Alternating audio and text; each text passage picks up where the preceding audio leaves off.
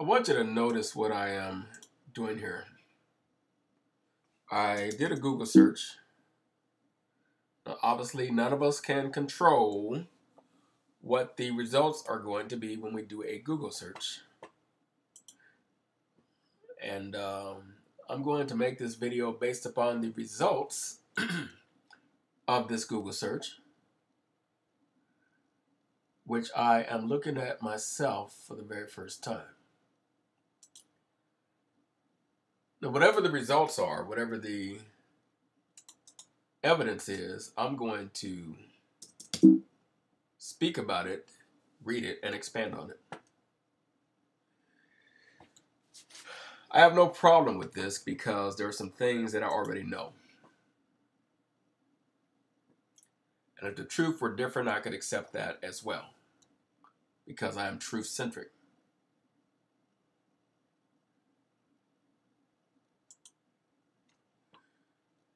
And although I know the things that we're about to see,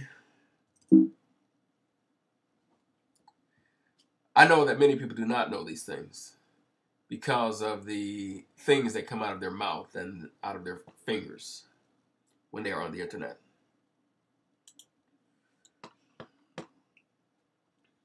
So rather than pontificate about this myself, giving my opinions, I'm going to leave opinions out of it. I'm just going to give you the facts. I'm going to give you the evidence, and I'm going to give you the sources for those things. Anyone can do what I'm doing. There's a lot of people that dare not do what I'm doing because they don't like the truth. They are not truth-centric. They are ethnocentric. They lie and deny about anything that does not support their agenda or the half-truths or lies that they want to, or in many cases, need to due to their insecurities that they need to believe.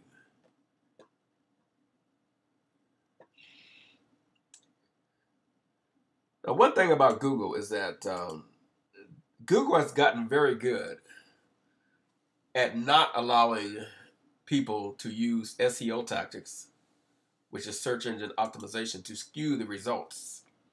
Because one thing that Google looks for when it puts its page, especially in its top ranked position, which is on the first page, which is all we're going to be looking at, it looks at credibility sites. It looks at authority sites. So you can't just throw up a little blog and put some stuff out there using a lot of keyword optimization and easily get on the first page or a high ranked position on Google the way you used to be able to do.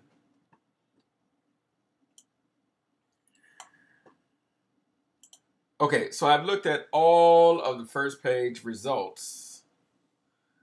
When I put in the term drug use by race,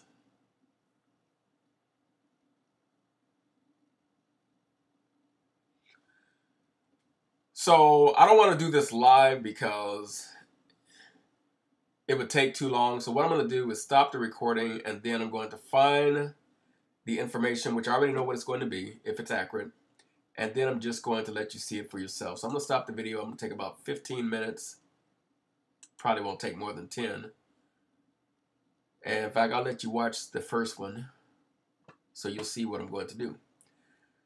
This is a very well-known and very credible website, HuffingtonPost.com.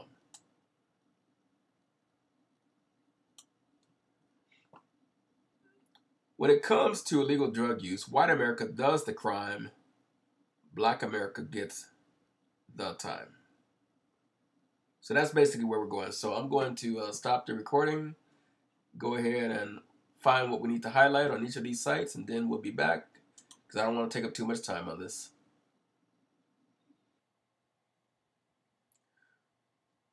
Once again, we're about to shatter some unfounded ideals, falsehoods, myths,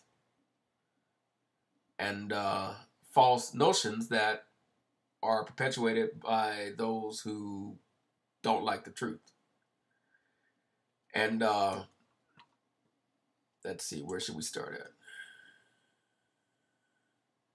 Let's start with this. We are at nyclu.org, the New York Civil Liberties Union. Testimony, public hearings on the Rockefeller drug law, special housing units, and transitional services for inmates. New York State Senate Democratic Task Force on Criminal Justice Reform, public hearings on the Rockefeller drug laws, special housing units, and transitional services for inmates. Testimony of Marina Sheriff, Legislative Director, New York Civil Liberties Union, asks to close their eyes and envision a drug user. 95% of Americans picture a black person. According to the results of a survey published in 1995 in the Journal of Alcohol and Drug Education. But most drug users aren't black. In fact, nationwide, black Americans represent about 13% of all drug users, roughly in proportion to their share of the population. 12%. It's also reported as being 14%. White Americans represent about 72% of drug users. Most drug users are not black. Yet, 95% of us think of a black person when we think of a drug user. And it seems that is true of police and prosecutors as well. We're going to start with that. We're going to start with these facts.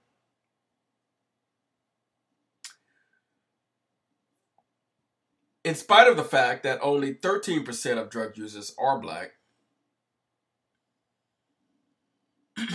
well, it's not even 13%. How do you go from 12% to, okay, well, let's just say it's 13%. In spite of the fact that only 13% of drug users are black, nationwide, blacks are 38% of those arrested on drug charges, 59% of those convicted on drug charges, and a stunning 74% of those sentenced to prison for a drug offense. In New York State in 1996, 18% of the population was black, but 68% of the drug admissions to prison were black. In New York, African Americans and Latinos comprise over 94% of the drug offenders in New York State prisons. At each stage of the law enforcement and criminal justice systems, blacks are disproportionately subjected to the harsher consequences of drug laws. Now, let me say this. Most of this video is going to be me giving you facts and information from other sources, and I'm not going to ad-lib very much, but I'm going to say this. I would have no problem if 68%, 70%, 80%, whatever percent of the drug users or those convicted for drug offenses were black, if the system were fair. Do the crime, do the time. I'm not interested in your excuses. I don't want to hear it. I will sit on the jury and convict you myself. But as we're going to see, the fact of the matter is, the system is not fair. And as we're going to see, the majority of the drug offenders not only are not black, but they are white. What does it say? White Americans represent about 72% of drug users, but most drug users aren't black. Yet 95% of us think of a black person when we think of a drug user. We're at HuffingtonPost.com. When it comes to illegal drug use, white America does the crime, black America gets the time.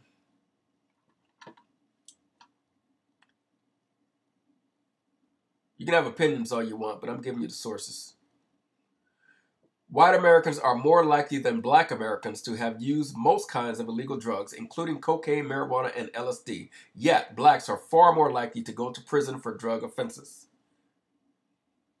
This discrepancy forms the backdrop of a new legislative proposal in California, which aims to reduce the disproportionate incarceration of black people in the state. Supporters of the bill, SB 649, point to some striking national data. Nearly 20% of whites have used cocaine, compared with 10% of blacks and Latinos, according to a 2011 survey from the Substance Abuse and Mental Health Services Administration, the most recent data available. The percentage of whites that have used cocaine is literally twice as high as the percentage of blacks or Latinos. But they're not the ones going to prison. for that. Now let's watch this.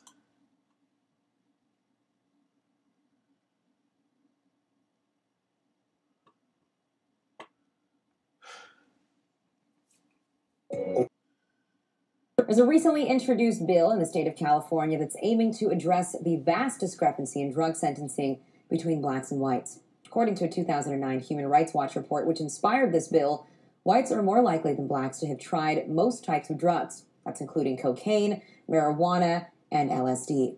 However, when it comes to sentencing, it's black Americans who do the time. The California bill would give judges more flexibility in handling cases and would allow them to sentence those convicted for drug crimes with misdemeanors instead of felonies. Just give us a little bit of background here. Why is it that we see such a discrepancy? Why are conviction rates so much higher for blacks than they are for whites in this country? Well, as one expert on this explained to me, it's not always the case that a judge is saying, as she put it, "Oh, black man, I'm going to give you a higher sentence." Often what happens is that the police targets low-income minority neighborhoods for drug arrests because that's where people are more likely to be dealing drugs openly on the corner, and that's where it's easier to make arrests. Then once you have an arrest, you have a prior on your record, and that is likely to lead to a longer sentence the next time you get arrested. So there's a cumulative effect. The police target minority neighborhoods for drug arrests, and people who are arrested in those neighborhoods end up with longer sentences. And so what do you think of the chances are of this bill actually passing in California? People often look to California as a state that can tend to influence. Well, everything he said actually made a lot of sense if you really think about it and set emotion aside. Okay? I am truth-centric. If you think about what he said, set your emotions aside, put yourself in the position of a police officer, put yourself in the position of a judge, regardless of the fact that you come to court and you represent a race that uses drugs much less than the white race does, you are in front of the judge now for what you did. You can't do like you did when you were a child and say, what about Tommy? What about Bobby? What about you? You're either guilty or you're not. And not only are you guilty of this crime, but looking at your rap sheet, you're guilty of a lot of other crimes, and it's absolutely going to affect how you are sentenced. Hello? Yes. But anyway, let's get back to the subject. When it comes to illegal drug use, white America does the crime, black America gets the time. Like I said, nearly 20% of whites have used cocaine, compared with 10% of blacks.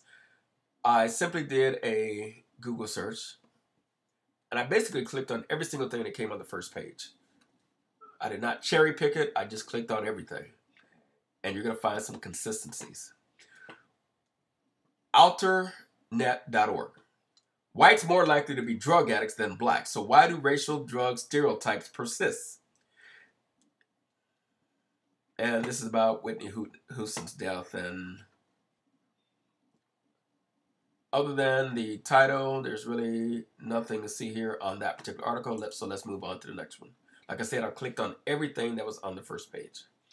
This is healthland.time.com.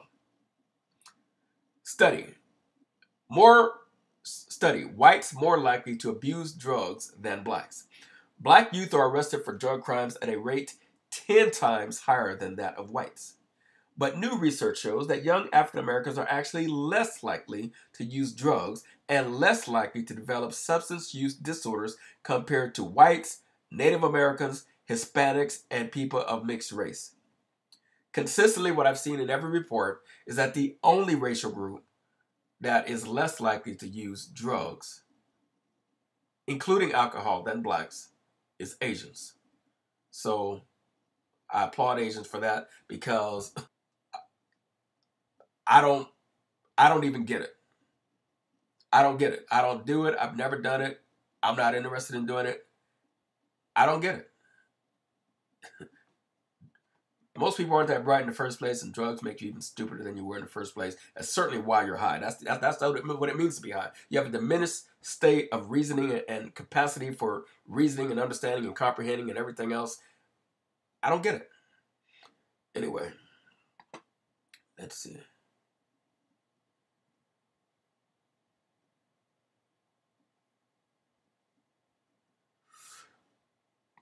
The study, which was published Monday in the Archives of General Psychiatry, controlled for variables like socioeconomic status because of rates of severe drug problems tend to be greater amongst the poor. Despite this, Native American youth fared the worst. That's another thing I noticed consistently. Native Americans were typically the worst drug offenders, and Asians were the least.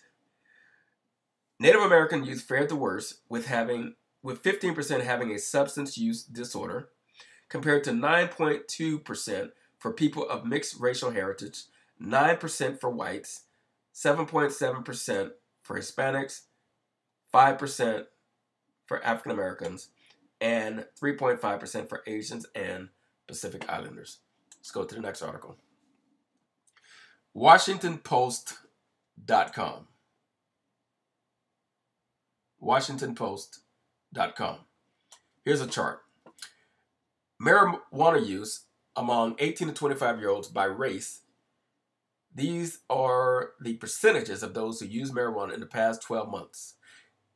Anytime we look at statistics, particularly racial statistics, you have to make sure that you're comprehending the difference between the statistics and the numbers. Sometimes the way it's done is a little bit misleading. Statistics and percentages are what's most important. Percentages, not numbers. Because if African Americans only represent 14% of the general population, for example, to say that, well, I think most of you get it, but I'm going to say it anyway, to say that there were 100 people that do something that are white and 50 that do something that are black, even though numerically there's twice as many whites that do it, no matter what you're talking about, since there are 6 times as many whites as there are blacks, it's still a higher number of whites, but a higher percentage of blacks.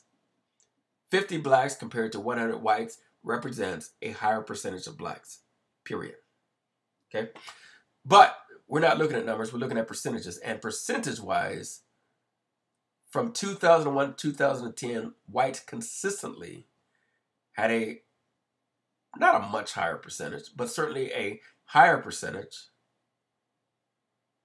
Well, in a way, it is a much higher percentage of marijuana use each year compared to blacks. Black marks represent the black percentage of marijuana use. The pink ones represent the white. And by the way, that's high for both groups.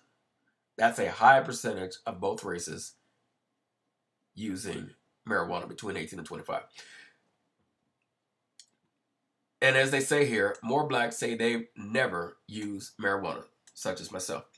Marijuana use by race. Those who never use marijuana, from 2001 to 2010, consistently and without exception, there is a higher percentage of blacks compared to whites who never, ever use marijuana. It's not significantly higher, but it's higher. But I'll tell you what is significant. The arrest rates for marijuana possession by race. So as we showed you, there's a higher percentage of blacks who never use marijuana, higher percentage of whites consistently who have used marijuana. In the past 12 months, at the time they took the survey. But look at the arrest rates. The arrest rates for blacks compared to whites, consistently from 2000 to 2010, is consistently higher. Literally looking at the graph, over 3 times, more than 3 times, as many blacks arrested for marijuana use than whites. And remember, when we look at this, the graph looks close because we're not looking at numbers, we're looking at percentages. That means the police officers had a much greater opportunity to arrest whites than they did blacks. But look who's being arrested. The blacks. You see, even if, because we're talking about percentages, even if there were twice as many on this chart, even if there were twice as many blacks as there were whites who did use marijuana, there would still be a lot more whites using marijuana, giving the police officer that much more opportunity to arrest them more often, because there are 6 times as many whites as there are blacks. Period. So there could be twice as many, not twice as many, but the percentage of blacks could be twice as high. But the number of blacks would still be a lot less than the number of whites. So percentage-wise, blacks could use twice as much, and they still would not represent nearly as many, even half as many, as the whites that are actually using drugs. This is the disparity. And we see this consistently. Let's go to the next article. This is at samhsa.gov, a government website. Now we're talking about alcohol, race, and ethnicity.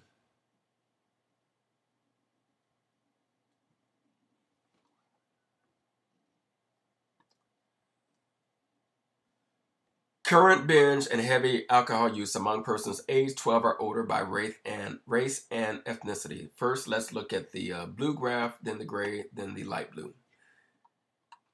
The blue graph showed you heavy alcohol use is heaviest among American Indians, 8.5%.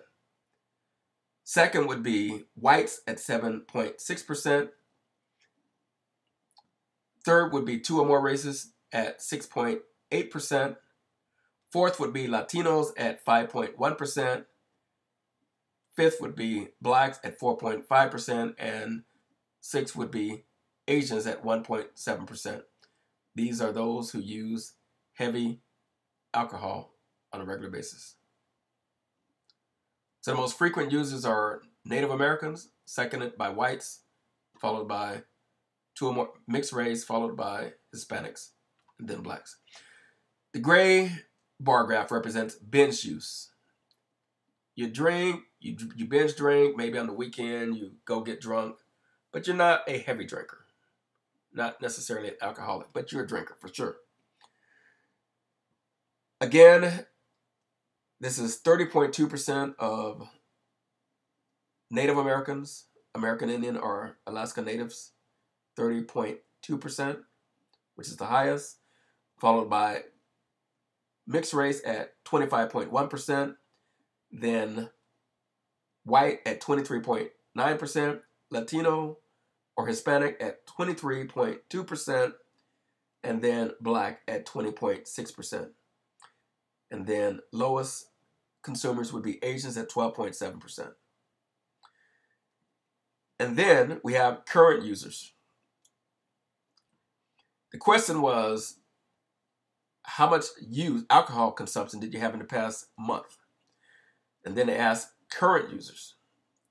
Again, greatest consumers this time were not Native Americans, but whites at 57.4%, followed by mixed race at 51.9%, and then black or African American at 43.2%, Hispanic or Latino at 41.8%, almost identical to American Indian or Alaska Natives at 41.7%. And as they state here, the rate of binge alcohol use was lowest among Asians.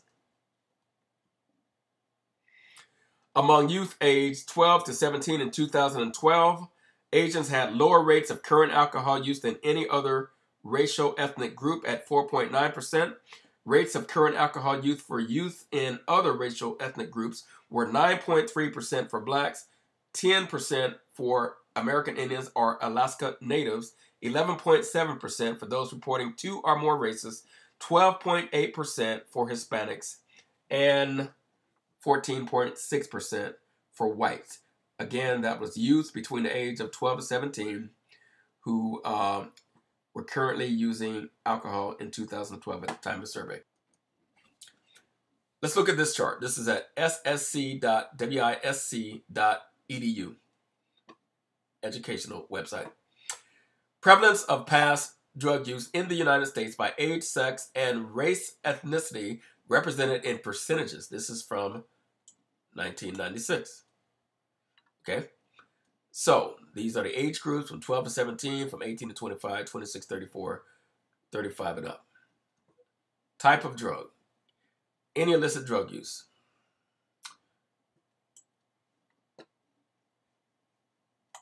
Whites were between 12 and 17.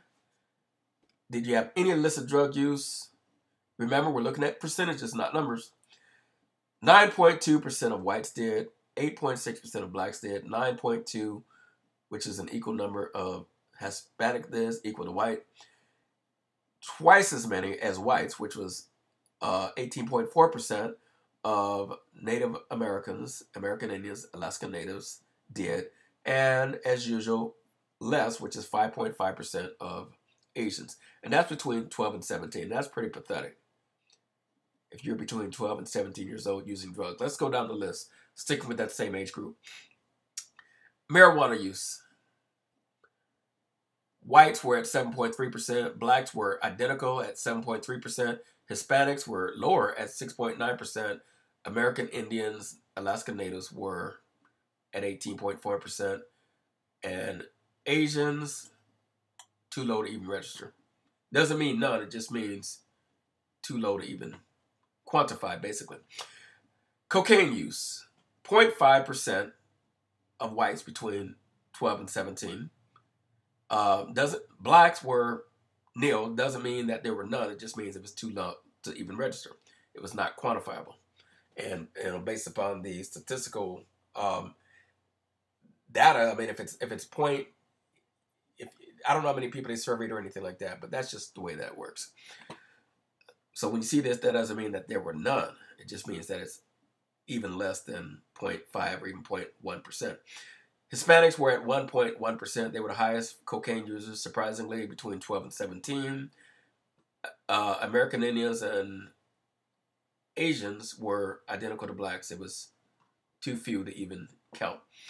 Between 18 and 25, cocaine users, white at 2.3%, half as many blacks, 2.1%, Hispanic just a little bit less than whites, 2.1%. And anyway, the statistics are all here.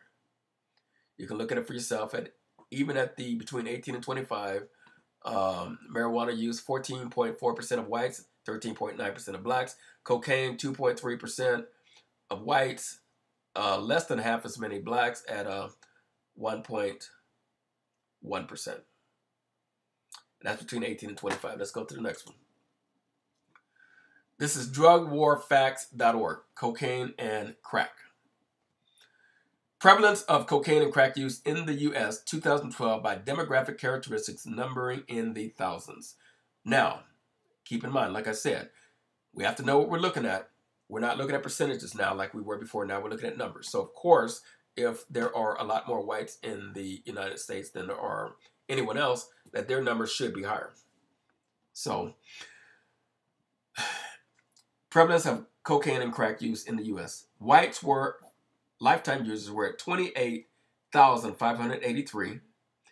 Used cocaine in the past year, 3,160 compared to African Americans. Their lifetime use was 2,978. In the past year, 552. Okay.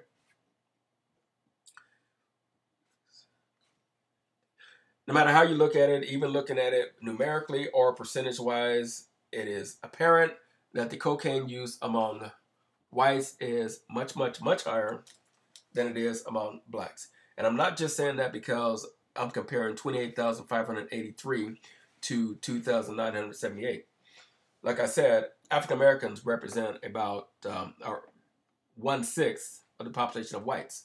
So in order for the numbers to be identical or even close to be identical, you would have to be able to take 2,978 and multiply that by 6 to get the number that it would be if the black and white cocaine use was equivalent.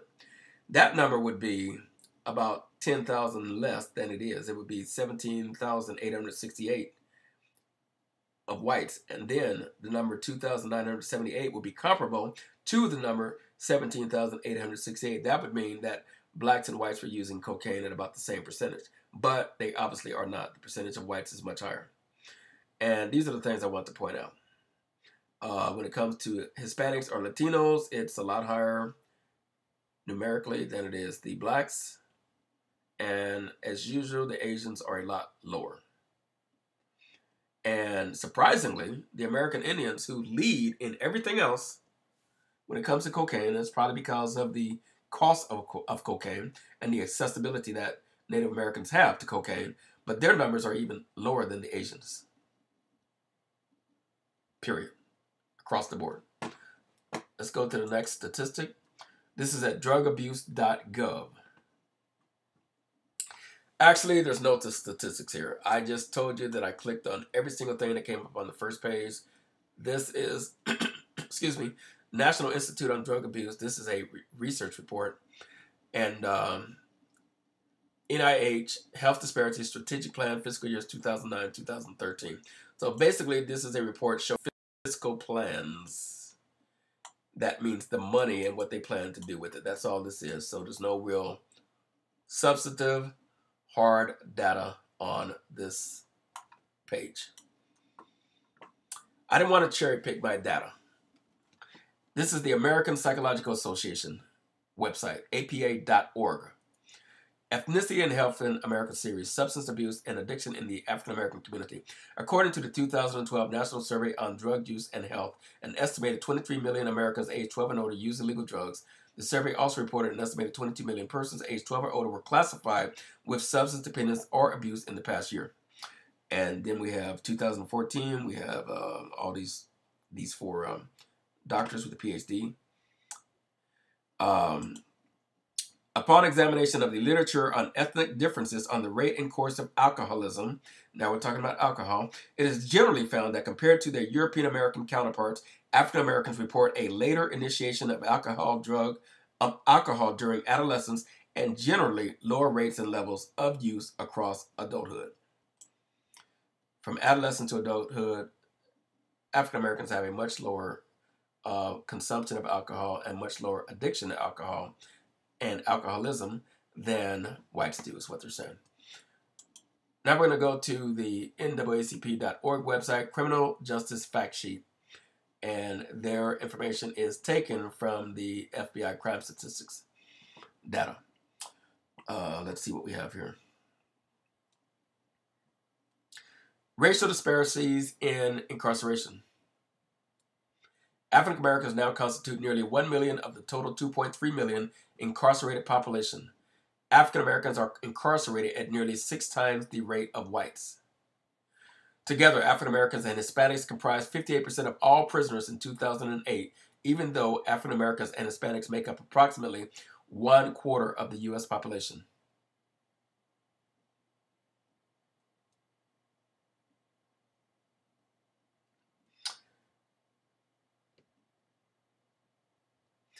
Drug sentencing disparities.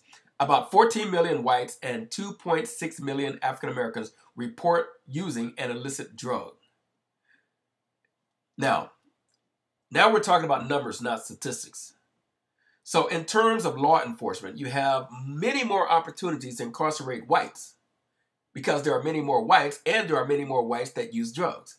But not only statistically, not only percentage-wise, but numerically, there are more African Americans incarcerated than there are whites, even though there are a lot more whites doing the very same thing. Let's read it again. About 14 million whites and 2.6 million African Americans report using an illicit drug. But who's being incarcerated for using an illicit drug? Blacks are. 5 times as many whites are using drugs as African Americans, yet African Americans are sent to prison for drug offenses at 10 times the rate of whites. African Americans represent 12% of the total population of drug users, but 38% of those arrested for drug offenses and 59% of those in state prison for a drug offense. African Americans serve virtually as much time in prison for a drug offense, which is 58.7 months on average, as whites do for a violent offense, which is 61.7 months. Sentencing Project.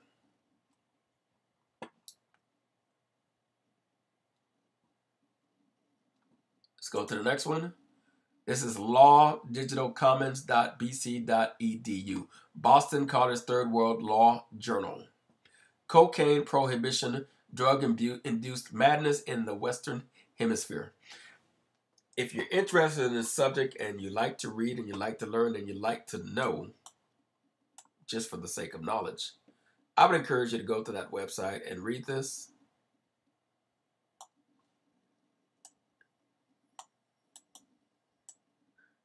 I speed read, so I went through this very quickly.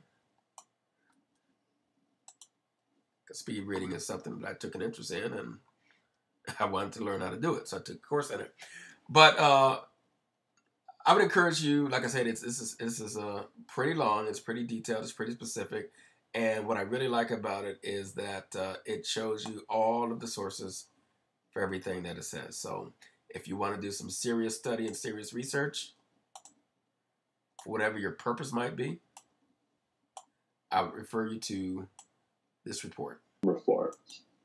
There's a recently introduced bill in the state of California that's aiming to address the vast discrepancy in drug sentencing between blacks and whites. According to a 2009 Human Rights Watch report, which inspired this bill, whites are more likely than blacks to have tried most types of drugs. That's including cocaine, marijuana, and LSD. However, when it comes to sentencing, it's black Americans who do the time. The California bill would give judges more flexibility in handling cases and would allow them to sentence those convicted for drug crimes with misdemeanors instead of felonies. Just give us